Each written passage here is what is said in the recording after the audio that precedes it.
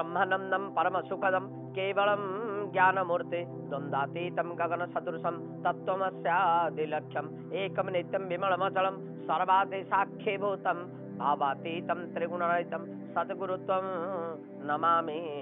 नमस्कार दर्शक बंधु, आज कलिंग टीवी राशिफल कार्यक्रम को आपण मानक स्वागत। आज राशिफल कार्यक्रम आरंभ करने पूर्व प्रथम आम जानी ना कौन रही आज दिन पंचांग। आज हूँ जून मास 11 तारीख 2024 मसीहा वृष 29 दिन ज्येष्ठ मास शुक्ल पक्ष पंचमी तिथि मंगलवार। आज हूँ शीतल षष्ठी पर्व अनुष्ठित होगा।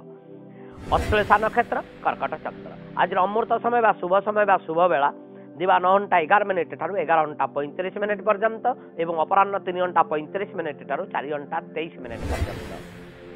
आज राहु काल बा अरिष्ट काल बा अशुभ काल प्रातः 6:05 ठारू 8:29 पर्यंत और 1:29 ठारू 3:04 पर्यंत। आज हूँ मकर राशि घात बार घात चंद्र नाही। आज दिन पंचांग एवं आसतु जाना आज दिन में जन्मग्रहण करता व्यक्ति मानकर व्यक्तित्व संपर्क में। आज हूँ जून मास 11 तारीख 2024 मसीहा जार मूलांक हूँ 7। आज दिन में जन्मग्रहण करता व्यक्ति माने तीक्ष्ण बुद्धियुक्त होता, धैर्यवान होता, प्रतिपत्तिशाली होता, ऐश्वर्यशाली होता, व्यवसाय उन्नति करता, विलास प्रिय होता, भ्रमणशील होता एवं बहु जन बसकारी होता। एवं आसतु जाना आज दिन में 12टी राशि राशिफल केमिति कटिब सेमानंकर आज दिन। प्रथम मेष राशि आम देखा अश्विनी मेष 1/1। अश्विनी मेष जात व्यक्ति मानकर जदि कौन से कार्य को बाहर द्वंद्व उपजीव, मन भितर भय सृष्टि होगा, मन भितर दुश्चिंता आसवा, छोटकाटिया दुर्घटना घटवा, कौन से चोरी होगा सहित सांगसाथी माने भाई बंधु कुटुंब एवं बंधु माने आपणक ठारू दूरे जीवार संभावना। द्विजा मेष जात व्यक्ति मानकर आपण राजनीति करते, सोशल वर्क करते, कूटनीति इत्यादि करते, देखिए बहुत हैरान हो पारे, मान सम्मान हानि हो पार, दीर्घ दिन समस्या भीतर आप फसी जाई पारंते, लोक माने बहुत क्षोभ प्रकाश करि पारंते। या छड़ा अर्थर अभाव आपण हाथ पदवी चली जावा, मनोवांछित कार्य पूर्ण न होगा सहित शारीरिक असुस्थता देखा संभावना रही। कृतिका मेष जात व्यक्ति मानकर पितृर्जित संपत्ति को नहीं किंबा जमीबाड़ी क्रय करते किंबा घर द्वार क्रय करते गंडगोल लगी पारे, पाख पड़ोसी भाई बंधु कुटुंब सहित सुसंपर्क न रही पारे, अजथा टेंशन रही पारे, खर्चांत हो पारती, केसबास लगी पारे, विभिन्न प्रकार दुश्चिंता भितर रही आज दिन टी अतिबाहित करदे पारते। मेष राशि चतुर्थ चंद्र अशुभत्व प्रदान कर भगवान शंकर को पूजा अर्चना करने सहित ओम त्र्यंबकम जजामहे सुगंधि पुष्टिवर्धनम उक्त मंत्र जप करंतु। देखिए आज दिन कल्याणकारक है। आसन देखिए वृष राशि प्रथम आम देखा कृतिका वृष 3/2। कृतिका वृष जात व्यक्ति मानकर आपण राजनीति क्षेत्र में बहुत उन्नति करेंगे, व्यवसाय उन्नति करवा, सफलता अर्जन करवा, विभिन्न प्रकार पदक्षेप आपण नहीं सक्सेसफुल होगा, समस्त सहयोग आपण को प्राप्त होगा सहित मानसिक शांति रहा एवं व्यवसाय क्षेत्र में सफलता प्राप्त होवार संभावना रही। अर्थर अभाव आपण न रही पारे। रोहिणी वृष जात व्यक्ति मानकर कर्म क्षेत्र में बहुत उन्नति करेंगे, मान सम्मान आपणकर वृद्धि हो, प्रमोशन घटव, दीर्घ दिन समस्या को आप दूरीभूत करदे पारे, समस्त सहित सुसंपर्क रक्षा करेंगे, या सहित सहकर्मी माने बा उपरिस्थ अफिसर माने आपन को भल पाइबे, या सहित आपण बहु कार्य जययुक्त हो पारते। मृगशिरा वृष जात व्यक्ति मानकर आपण पाखे एक्स्ट्रा करिकुलार अच्छी, नाचिबा गाइबा गीत बोलिबा किंबा आपण पाखे कलात्मक विद्या अच्छी किंबा आपण आईन विद्या करुचंते, देखिए बहुत उन्नति करेंगे, मान सम्मान वृद्धि हो, मन भितर द्वंद्व दूरीभूत हो, कर्म क्षेत्र नियुक्त हो पारते, सम्मानशाली हो पारते, अर्थशाली हो पारते एवं आपन कौन अफर मिलवा सहित बेस शांति आज दिन अतिबाहित करदे पारते। वृष राशि तृतीय चंद्र कल्याणकारक अटे। आपण भगवान शंकर को पूजा अर्चना करने सहित ओम आशुतोषाय नमः उक्त मंत्र को जप करंतु। देखिए आज दिन कल्याणकारक है। आसन देखा मिथुन राशि प्रथम आम देखा मृगशिरा मिथुन 5/3। मृगशिरा मिथुन जात व्यक्ति मानकर मन भितर भय, मन भितर द्वंद्व सृष्टि हो पार, आपन कई गाड़ी गुलज कर पारते, अजथा टेंशन रही पारे, कई आपण ठकी नहीं पारते बा लुट कर नहीं पारते किंबा आपण कौन से जगार फसी जीवार संभावना रही। आद्रा मिथुन जात व्यक्ति मानकर आपण व्यवसाय करूचंते मेडिसिन गत व्यवसाय करूचंते किंबा एग्रीकल्चर र किछि व्यवसाय करूचंते अर्थर अभाव देखा जीवो मान मतांतर रहइबो आपण के ठके देई पारे निज लोक मानक द्वारा आपण ठकाबेर शिकार होई पारंते केही लुचेई चोरी आपणकर जिनिस नै पारंते या छडा आपण के गाली गुलस करिवार मध्य यथेष्ट संभावना रही पुनर्वसु मिथुन जात व्यक्ति मानकर आज का दिन में आप जदि आप बाहर रहते प्राइवेट सेक्टर काम करुँचे सतर्कता अवलंबन करंतु शत्रु मान हैरान कर दे पारंते निज लोक मान द्वारा आप प्रतिरोधर शिकार हो पारंते अजथा टेंशन रहा कर्म क्षेत्र में हैरान हो पार एवं प्रमोशन में ब्रेक लगे सहित आपण पाखु आसुवा ऑफर आपण पाखु आसुवा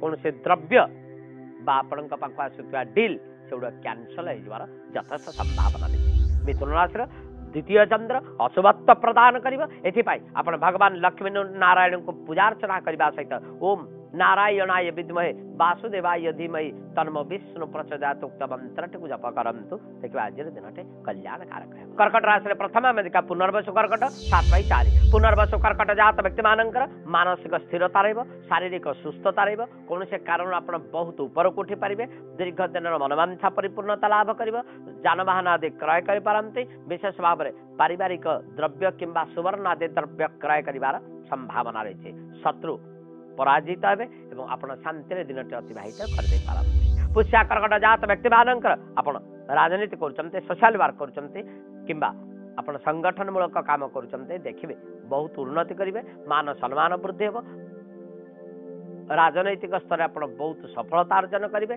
समस्तंकर प्रिय पात्र हो पारंते एवं अर्थर अभाव न रहिबा सहित मानसिक शांति मिलिबो शारीरिक सुस्थता रहइबो एवं लोक माने आपण को भल पाइबा सहित आपण को सम्मान मध्य दे पारंती अश्लेषा कर्कट जात व्यक्ति मानकर आपण नाचुचंते गाउचंते खेलुचंते किंबा आपणकर अभिनय करूचंते बहुत उन्नति करिवे अर्थर अभाव रहइबो नाही सम्मानशाली हेबे वित्तशाली हेबे विदेश ग्रस्त करि पारंते या छडा समस्तंक सहित सुसंपर्क रक्षा करबा सहित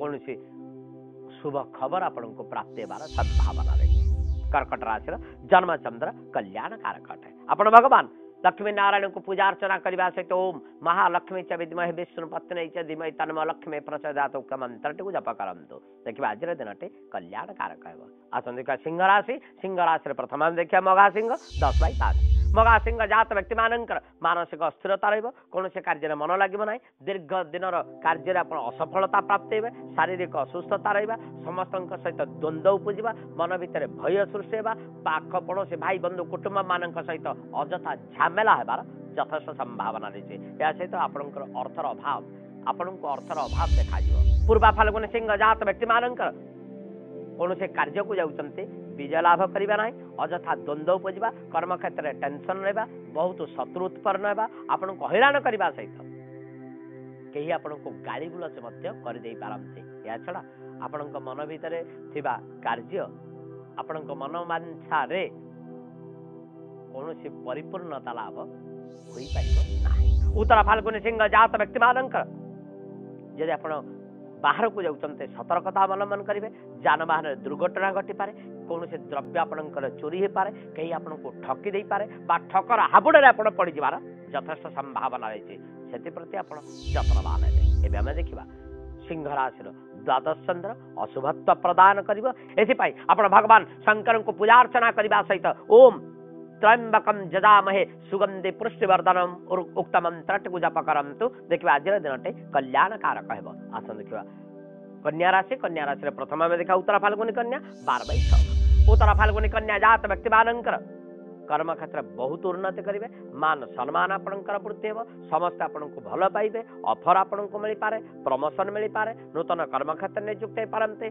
समस्त सहित सुसंपर्क रक्षा कर पारंते विशेष भाव में परोपकार काम करी आपण बेस सम्मानशाली हो पारंते हस्ता कन्या जात व्यक्ति मानकर राजनीतिक स्तर में बहुत ऊपर को उठी पारंते नेतृत्व नहीं काम करुचंते संगठन मूलक काम करुचंते बेस लोकादृत हवा जनहितकर काम करी परहित काम करी परोपकार करी दयाद्र चित्तरे आपण बहुत जन समर्थन पाई पारंते सम्मानशाली हे लोकप्रिय हे एवं आपको आजिका दिन में बहुत ऑफर मिल पार चित्रा कन्या जात व्यक्ति मान आप धार्मिक स्वभाव युक्त हे धार्मिक क्षेत्र में आज समय अतिवाहित करदे पारते अर्थर अभाव रहा कौन से द्रव्य प्राप्त होगा शुभ खबर प्राप्त होगा सहित ऐश्वर्यवान होबार संभावना रही एवं आम देखा कन्या राशि एकादश चंद्र कल्याणकारक अटे आप भगवान शंकर को पूजार्चना करने सहित ओम शेखराय नमः उक्त मंत्रटे को जप करंतु देखिए आज दिन कल्याणकारक है समय जाए दर्शक बंधु आज राशिफल कार्यक्रम में गोटे छोट विरतिर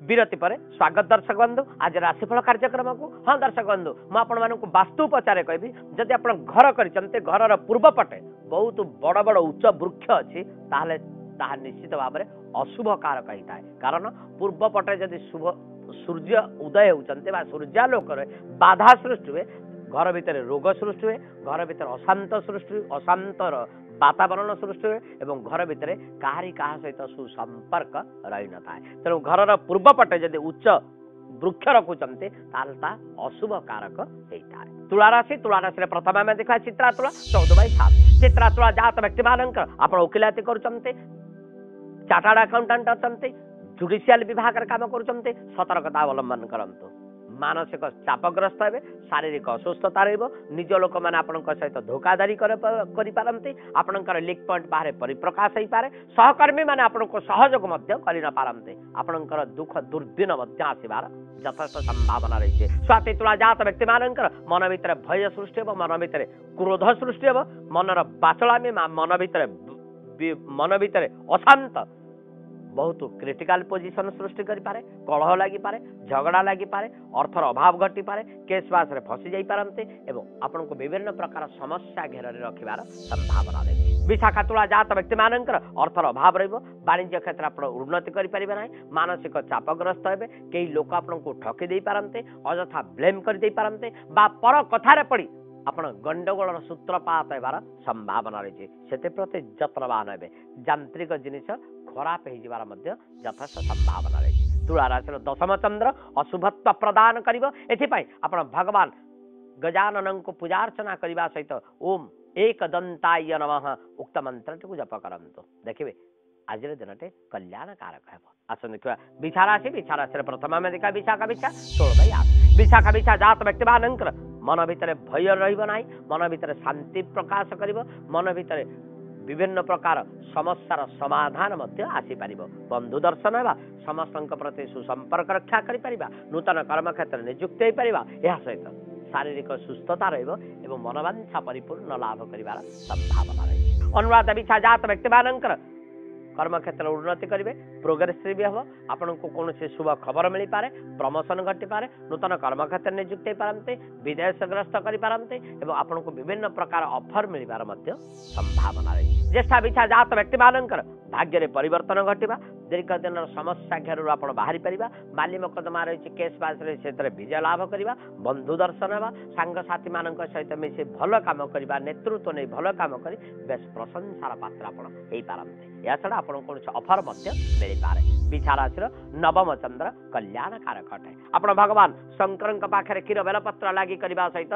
ओम नमः शिवाय उक्त मंत्र को जप करंतु देखिए आज दिन कल्याणकारक है आसन देखा धनुराशि प्रथम में देखा मूलाधनु 19/9 मूलाधनु जात व्यक्ति मानकर आप कौन से कार्य को जाऊँचे कि एकुटिया जाऊँचे सतर्कता अवलंबन करंतु जानवाहन में दुर्घटना घटी पारे मानसिक विचलता आसीपे मन भीतर भय बा द्वंद्व सृष्टि हो पारे शत्रु माने प्रबल हो पारते षड्यंत्र रचना कर आपको फसई देवार यथेष्ट संभावना रही आपणकर अर्थर बहुत बाधा सृष्टि हो किंबा आपण बहुत खर्चांत हो पारते पूर्वाषाढ़ा धनु जात व्यक्ति मानकर आप मेडिकल रे चाकरी करते देखिए बहुत सतर्कता अवलंबन करेंगे आपण को निंदा अपवाद लगी पारे कई लोग आपण को गाली गुलज कर दे पारते अर्थर अभाव सांग को मानसिक दुश्चिंता बढ़िबार यथेष्ट संभावना रही विशेष भाव में कौन से द्रव्य बा कौन से डॉक्यूमेंट्स चोरी पारे पूर्वाषाढ़ा धनु जात व्यक्ति मानकर आपण जदि कौन से व्यवसाय करुचंते वस्त्र भंडार करचंते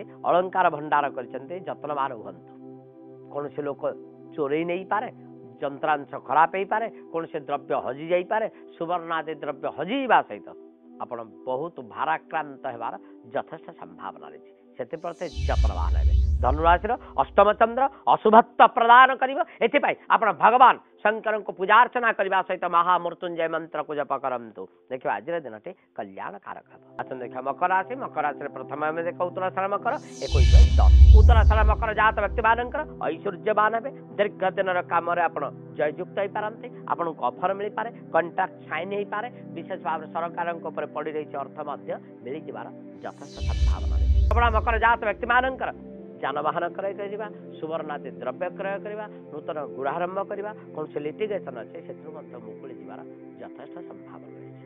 ଆପଣ କୌଣସି ଅଫର ମଧ୍ୟ ମିଳିପାରେ। ଧନିଷ୍ଠା ମକର ଜାତ ବ୍ୟକ୍ତିମାନଙ୍କର କୌଣସି ବି ସମସ୍ୟା ରହିଛି ସମାଧାନ ଘଟିବ। ବୈବାହିକ ସମସ୍ୟା ରହିଛି ଦୂରୀଭୂତ ହେବ। ପରିବାର ବର୍ଗରେ ସୁଖ ଶାନ୍ତି ରହିବ। ପିଲାମାନେ ଶୃଙ୍ଖଳିତ ହେବେ। ଏହା ଛଡ଼ା ନୂତନ କର୍ମକ୍ଷେତ୍ରରେ ନିଯୁକ୍ତି ହେବେ। ମାନ ସମ୍ମାନ ଆପଣଙ୍କ ବୃଦ୍ଧି ହେବ ଏବଂ କୌଣସି ଅଫର ମଧ୍ୟ ଆପଣଙ୍କୁ ମିଳିପାରେ। ପଦବୀ ପ୍ରାପ୍ତ ମଧ୍ୟ ହୋଇପାରେ। ମକର ରାଶିର ସପ୍ତମ ଚନ୍ଦ୍ର କଲ୍ୟାଣକାରକ ଅଟେ। ଆପଣ ଭଗବାନ ଗଜାନନଙ୍କୁ ପୂଜାର୍ଚ୍ଚନା କରିବା ସହିତ ଓମ୍ ଗଣେଶାୟ ନମଃ ଉକ୍ତ ମନ୍ତ୍ରଟିକୁ ଜପ କରନ୍ତୁ। ଦେଖିବେ ଆଜିର ଦିନଟି କଲ୍ୟାଣକାରକ ହେବ। ଆସନ୍ତୁ ଦେଖିବା କୁମ୍ଭ ରାଶି। କୁମ୍ଭ ରାଶିରେ ପ୍ରଥମ ଆମେ ଦେଖିବା ଧନିଷ୍ଠା କୁମ୍ଭ 23/11। ଧନିଷ୍ଠା କୁମ୍ଭ ଜାତ ବ୍ୟକ୍ତିମାନଙ୍କର ମନ ଭିତରେ ଭୟ ସୃଷ୍ଟି ହେବା, ମନ ଭିତରେ ଦ୍ୱନ୍ଦ୍ୱ ହେବା, ଆପଣ କୌଣସି ଦ୍ରବ୍ୟ ହଜିଯିବା, କୌଣସି ଦ୍ରବ୍ୟ ଚୋରି ହେବା, ଶତ୍ରୁ ପ୍ରବଳ ହେବା ସହିତ ଷଡ଼ଯନ୍ତ୍ର ରଚନା କରି ଫସେଇ ଦେବାର ମଧ୍ୟ ଭୟ ସୃଷ୍ଟି ହେଇପାରେ। ଶତବିଶା କୁମ୍ଭ ଜାତ ବ୍ୟକ୍ତିମାନଙ୍କର ଆପଣ କୌଣସି କାର୍ଯ୍ୟକୁ ବାହାରୁଛନ୍ତି ସେଥିରେ ବିଜୟ ଲାଭ କରିବା ନାହିଁ। ଅଯଥା ଶତ୍ରୁ ଉପଜିବେ। କର୍ମକ୍ଷେତ୍ରରେ ଆପଣଙ୍କ ନିହାତି ଟେନସନ୍ ରହିବ। ଲୋକମାନେ ଆପଣଙ୍କୁ ଭଲ ନ ପାଇପାରନ୍ତେ। କର୍ମକ୍ଷେତ୍ର ବିଶୃଙ୍ଖଳିତ ହେଇଯିବାର ଯଥେଷ୍ଟ ସମ୍ଭାବନା ରହିଛି। ପୂର୍ବ ଭାଦ୍ରବ କୁମ୍ଭ ଜାତ ବ୍ୟକ୍ତିମାନଙ୍କର ବ୍ୟବସାୟ କ୍ଷେତ୍ରରେ ଆପଣ ହଇରାଣ ହେବେ। ହାରାସମେଣ୍ଟ ହେଇପାରନ୍ତି। ଅର୍ଥର ଅଭାବ ଦେଖା ଦେଇପାରେ। କେହି ଆପଣଙ୍କୁ ହଇରାଣ କରିଦେଇପାରନ୍ତି। ଆପଣଙ୍କ କଥା ନ ଶୁଣି ପାରନ୍ତି। ସାଙ୍ଗସାଥି ମାନେ ଆପଣଙ୍କ ଠାରୁ ଦୂରେଇ ଯାଇପାରନ୍ତି। ବ୍ୟାଙ୍କ ଫାଇନାନ୍ସ ଆପଣଙ୍କୁ ନ ମିଳିପାରେ। ବିଶେଷ ଭାବରେ ଆପଣ କୌଣସି କାର୍ଯ୍ୟରେ ଫସିଯିବାର ମଧ୍ୟ ଯଥେଷ୍ଟ ସମ୍ଭାବନା ରହିଛି। କୁମ୍ଭ ରାଶିର ଷଷ୍ଠ ଚନ୍ଦ୍ର ଅଶୁଭତ୍ୱ ପ୍ରଦାନ କରିବ। ଏଥିପାଇଁ ଆପଣ ଭଗବାନ ଶଙ୍କରଙ୍କୁ ପୂଜାର୍ଚ୍ଚନା କରିବା ସହିତ ଓମ୍ ନମଃ ଶିବାୟ ଉକ୍ତ ମନ୍ତ୍ରଟିକୁ ଜପ କରନ୍ତୁ। ଦେଖିବେ ଆଜିର ଦିନଟି କଲ୍ୟାଣକାରକ ହେବ। ଆସନ୍ତୁ ଦେଖିବା ମୀନ ରାଶି। ମୀନ ରାଶିରେ ପ୍ରଥମ ଆମେ ଦେଖିବା ପୂର୍ବ ଭାଦ୍ର ମୀନ 25/12। ପୂର୍ବ ଭାଦ୍ର ମୀନ ଜାତ ବ୍ୟକ୍ତିମାନଙ୍କର ପିଲାମାନେ ଶୃଙ୍ଖଳିତ ହେବେ। ପାଠ ପଢ଼ାରେ ମନ ଦେବେ। ଉଚ୍ଚ ଶିକ୍ଷା ଲାଭ ନିମନ୍ତେ ପ୍ରିପେୟାର କରୁଛନ୍ତି, ସକ୍ସେସ୍ ଲାଭ କରିବେ। ନୂତନ କର୍ମକ୍ଷେତ୍ରରେ ନିଯୁକ୍ତି ହେଇପାରନ୍ତି। ଅଯଥା ଟେନସନ୍ ରହିବ ନାହିଁ। ଅର୍ଥର ଅଭାବ ରହିବ ନାହିଁ। ବନ୍ଧୁ ଦର୍ଶନ ହେବା ସହିତ ଆପଣଙ୍କୁ କୌଣସି ଖୁସି ଖବର ମିଳିପାରେ। ଆସନ୍ତୁ ଉତ୍ତର ଭାଦ୍ର ମୀନ 26/12। ଉତ୍ତର ଭାଦ୍ର ମୀନ ଜାତ ବ୍ୟକ୍ତିମାନଙ୍କର ଯଦି ଆପଣ ବାହାରେ ରହୁଛନ୍ତି, ପ୍ରାଇଭେଟ ସେକ୍ଟରରେ କାମ କରୁଛନ୍ତି, ଦେଖିବେ ବହୁତ ହଇରାଣ ହେଇପାରିବେ ନାହିଁ। ମନବାଞ୍ଛା ପରିପୂର୍ଣ୍ଣ ଲାଭ କରିବ। ଆପଣଙ୍କୁ କୌଣସି ଅଫର ମିଳିପାରେ।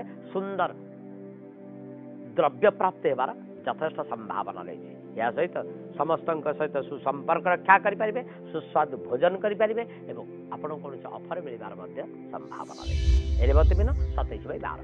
ରେବତୀ ମୀନ ଜାତ ବ୍ୟକ୍ତିମାନଙ୍କର ଯଦି ଆପଣଙ୍କ ପାଖରେ ଏକ୍ସଟ୍ରା କରିକୁଲାର ଅଛି, ନାଚିବା, ଗାଇବା, ଗୀତ ବୋଲିବା ବା ପାଣ୍ଡିତ୍ୟ ଗୁଣ ଅଛି, ସେଥିରେ ବହୁତ ଉନ୍ନତି କରିବେ। ଆପଣଙ୍କୁ ଅଫର ମିଳିପାରେ। ମାନସିକ ଶାନ୍ତି ମିଳିପାରେ। ଦୀର୍ଘ ଦିନର ସମସ୍ୟା ଭିତରୁ ଆପଣ ବାହାରି ଯାଇପାରନ୍ତି ଏବଂ ଅର୍ଥ ପ୍ରାପ୍ତି ସହିତ ଶାରୀରିକ ସୁସ୍ଥତା ରହିବାର ସମ୍ଭାବନା ରହିଛି। ମୀନର ପଞ୍ଚମ ଚନ୍ଦ୍ର କଲ୍ୟାଣକାରକ ଅଟେ। ଭଗବତୀ ମା ଦୁର୍ଗାଙ୍କୁ ପୂଜା କରିବା ସହିତ ଓମ୍ ଐଂ ସରସ୍ୱତୀ ନମଃ ଉକ୍ତ ମନ୍ତ୍ରଟିକୁ ଜପ କରନ୍ତୁ। ଦେଖିବେ ଆଜିର ଦିନଟି କଲ୍ୟାଣକାରକ। ଏ ଥିଲା ଆଜି ଦିନରେ 12ଟି ରାଶିର ରାଶିଫଳ। ଏବେ ଆସନ୍ତୁ ଜାଣିବା ଯଦି ଆମ ଜନ୍ମ ଜାତକରେ ବା ଜନ୍ମ କୁଣ୍ଡଳୀରେ ଗୋଟେ ଯୋଗ ରହିଛି, ତାହା ହେଉଛି ଭକ୍ତିଯୁକ୍ତ ଯୋଗ। କେତେବେଳେ ସୃଷ୍ଟି ହୁଏ? ଶାସ୍ତ୍ରକାର ମାନେ କୁହନ୍ତି, ଜ୍ୟୋତିଷାଚାର୍ଯ୍ୟ ମାନେ କୁହନ୍ତି, ଯଦି ପଞ୍ଚମ ସ୍ଥାନାଧିପତି ଦଶମରେ ଥାନ୍ତି ତାହେଲେ ଏହି ଯୋଗ ସୃଷ୍ଟି ହୁଏ। ଏହି ଯୋଗଜାତ ବ୍ୟକ୍ତିମାନେ ଜ୍ଞାନୀ, ଗୁଣୀ, ଧନୀ, ଯଶସ୍ୱୀ ଏବଂ ପୁତ୍ରଯୁକ୍ତ ହେଇଥାନ୍ତି। ଏହା ସହିତ ଧର୍ମ ତତ୍ପର ଏବଂ ଭକ୍ତିଯୁକ୍ତ ମଧ୍ୟ ହେଇଥାନ୍ତି। ଏବେ ସମୟ ଯାଇ ଦର୍ଶକ ବନ୍ଧୁ ଆଜି ରାଶିଫଳ କାର୍ଯ୍ୟକ୍ରମକୁ ବିରାମ ଦେବା ପୂର୍ବରୁ ଭଗବାନଙ୍କ ପାଖରେ ପ୍ରାର୍ଥନା କରୁଛି ଆଜିର ଦିନଟି ଶୁଭମୟ ଏବଂ ସୁଖମୟ ହେଉ। ଜୟ ଜଗନ୍ନାଥ।